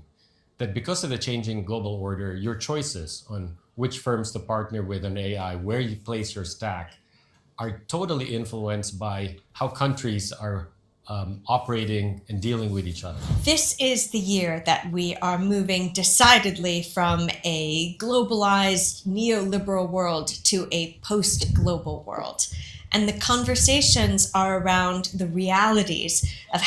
There you go. We're in a new world order, as we reported here for the last 2 years. Okay, where are we at? Well, stealing Grinch. So America is out doing piracies of the Caribbean and straight up assassinations extrajudicially there, keeping us safe from all the drugs that old Moderna and Pfizer are trying to manufacture at warp speed. All that side notes. France didn't want to be left out. They're now doing piracy on the high seas as well. Footage showing French forces seizing the shadow tanker Grinch off the coast of Spain yesterday. So it's getting dangerous out here. Right in here for your oil tankers. Right here especially. But then we go over here. Oh, yeah. So, like, your whole Atlantic is pretty damn dangerous because these governments have taken it upon themselves to go ahead and say, well, you're sanctioned. We said you're bad guys. Russia, Iran, whoever the hell, how many 40, 50 countries are under some type of sanctions? Anyhow, you're all bad guys, according to us, genocide profiteers of the West. So we're just going to go ahead and steal your oil tankers. And this is very dangerous because what happens when Russia and China say, well, you know what? We're sanctioning you assholes now. And that's how we get to World War III. Anyway, here's the French stealing of the Grinch oil tanker. They put out a video very proudly of it.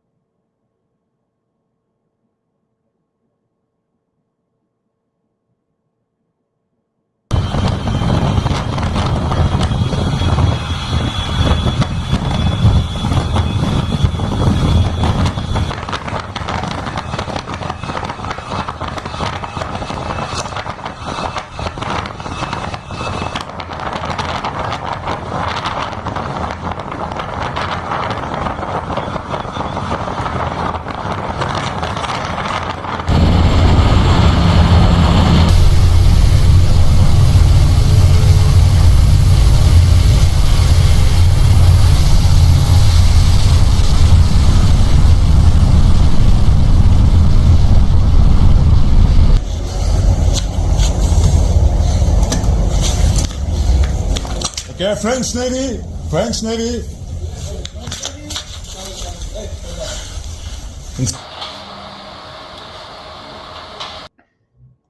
Yeah, French Navy, guess what? We're jacking your oil tanker. Here's men with machine guns. Venezuelan Defense Minister Lopez is talking about the directed energy weapons. He says that, as Trump said from Davos, Switzerland, they used weapons against us that had never been used on a battlefield, weapons that no one else in the world had seen. That resulted in Venezuela being a laboratory for those weapons. I play the clip, but it's in Spanish and the translation not so great. But yeah, they're saying it as well. Where are we at? We don't got much time. We're almost at the 2-hour mark. Let me get through some of this. This is via Simon. He sent me this. He wanted me to play this for you from Viktor Orban out of Hungary. The numbers just keep on piling up. Demands met with eager acceptance by the Brazilian, not Brazil, but Brussels, right? Brazilian bureaucrats, 800 billion euros for Ukraine, plus an additional 700 billions for Ukraine's military expenditures over the next 10 years. Hear me out loud and clear. Hungary will not pay for this. Our people will not be made to foot the bill, is what Orban had to say.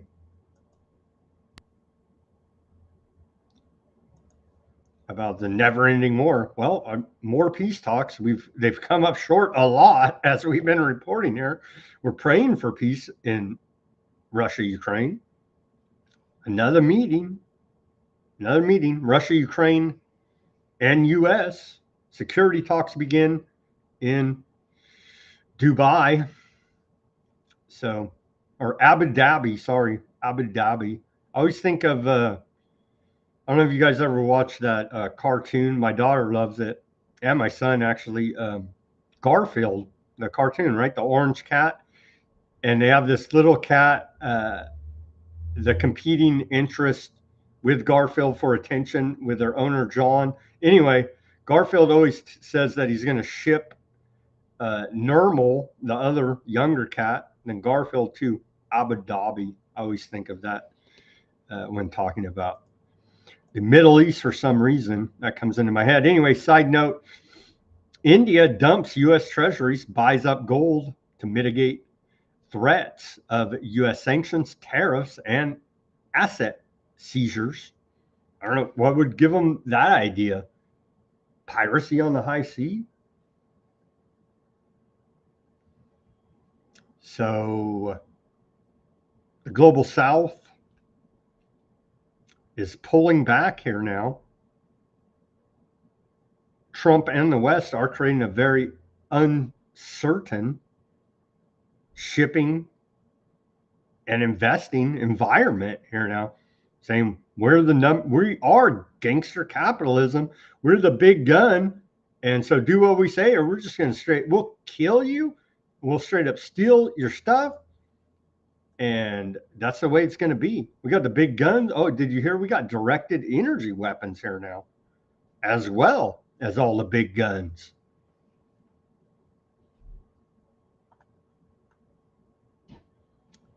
India has drastically reduced its investments in U.S. treasuries as New Delhi and some of the world's largest nations move away from dollar-based investments to protect against President Trump's economic policies of economic coercion. Some pushback here against sanctions, tariffs, and asset seizures carried out by the federal government under the Trump administration. Piracy in the Caribbean. U.S. targets Iran's oil exports and sanctions on shadow fleet, Treasury Department says in a statement released today. Are we going to see an attack on Iran over this weekend? The markets have closed as Ruckus had predicted last week when there was a big buildup. Maybe it'll be this week. Maybe the U.S. won't get involved. Maybe it'll just be aardvark land. It feels like something's gonna happen there with Iran.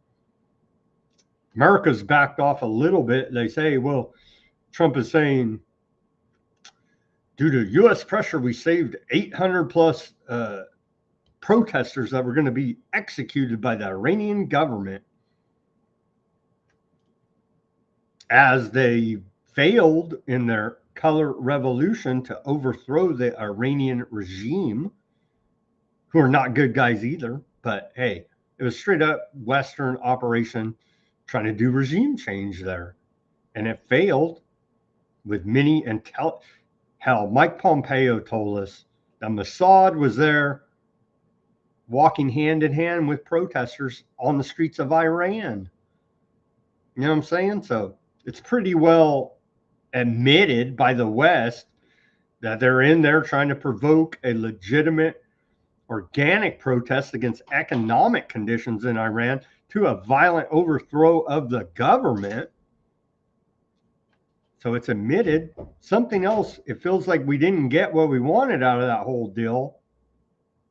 So aardvarks or U.S. combination of both feels like the attack on Iran is still imminent.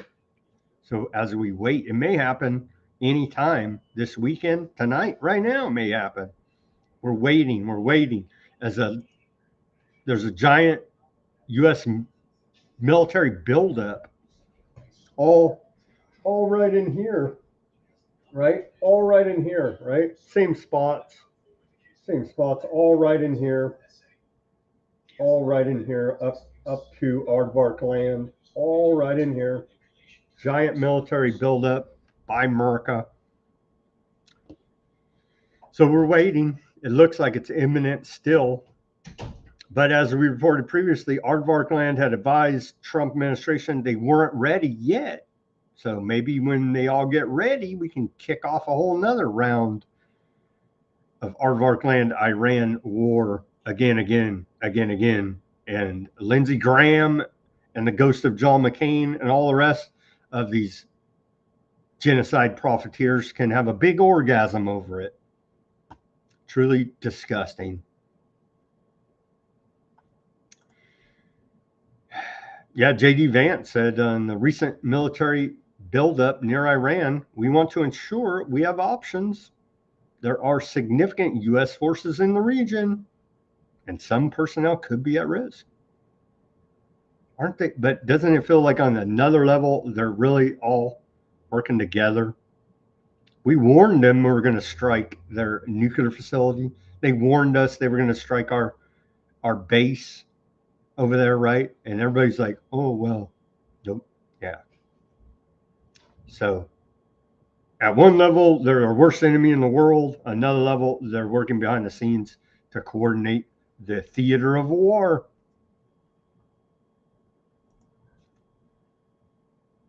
And then our final story of the day here, and we'll wrap up this Friday edition of Weaponized News. A post from Trump on the ridiculous Golden Dome. He says Canada is against the Golden Dome being built over Greenland, even though the Golden Dome would protect Canada. Instead, they voted in favor of doing business with China, who will eat them up within the first year. So we are again in a new world order, in a multipolar world, in a new era. Canada has joined up with China in their efforts to build their version of the new world order, as banker Mark Carney has told us. And he also told us, we played the videos, that, oh, your neoliberal world order established after World War II, that was just all a big funny joke, right? That was all big. That was supposed to bring about world peace to the United Nations. And we had the system. We're all going to follow international law together. And there are going to be no rogue tyrant war, i.e. Hitler. None of that situation would ever happen again under the neoliberal world order we were promised. We're in worse shape now today than we've been since World War II. And that's where we're at as the military announces a patent holiday, the scaling of directed energy weapons. ICE is acting like tyrannical maniacs on American citizens, on U.S. streets, putting lawful observers of law enforcement into domestic terrorist databases. They say we don't need no stinking warrant. The freaking Department of Homeland Security wrote on a napkin a memo. It's good enough for me, bro. That's where we're at. Hardcore tyranny as MAGA cheers it on. But the problem is, wait till a Democrat gets in charge. You cheered on all that tyranny under Trump. Now a Democrat, Newsom's in there, for example. Let's just say, oh, you're going to hate it. We'll never hear the end of it. It's going to fall on deaf ears over here now from me, because we've been warning you. The government is a crime syndicate here at Weaponized News for many years now. Let's go to the channels and wrap up this Friday edition. Thank you for joining us. Over to the Odysee quickly, see if anybody's in those chats. Oh, there's a few people. Oh, quite a few actually. Gurr, Fat Bob. Yeah, silver, $100. Over $100. Let's see, John. Thank you guys for tuning in. Gurr, thank you guys. Chatting it up there. Yeah, I hope nobody gets snatched. They're like, we missed you in the chat. It's like you got snatched by ICE. No, I think everybody's citizens over there. Maybe not. Don't get snatched by ICE.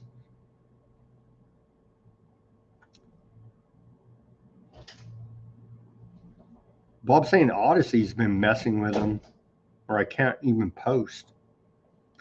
Seems like no matter the platform, man. You know what I mean? That Bob said, I relish my painkillers. Be careful of the opioids, for sure. Let's see. They're saying, I hope Iran nukes Aardvark land. Well, that would be the start of World War III, wouldn't it? It may be starting sooner than we may think. let's pray for peace over this weekend. No war with Iran, no war with Russia, no war with China, even though we know there's probably not much we can do about it. It's already a foregone conclusion. The Department of War is telegraphing as much. Thank you guys for tuning in on the Odysee, the X, the Twitch, Facebook, Kick, YouTube, and Rumble. And with that, as always, everybody do your own research, peace, love, and freedom. Speak out and take action. Have a great rest of your Friday and weekend. Stay warm out there. It's going to be a cold one. And let's pray for peace. And we'll see you on Monday for more Weaponized News.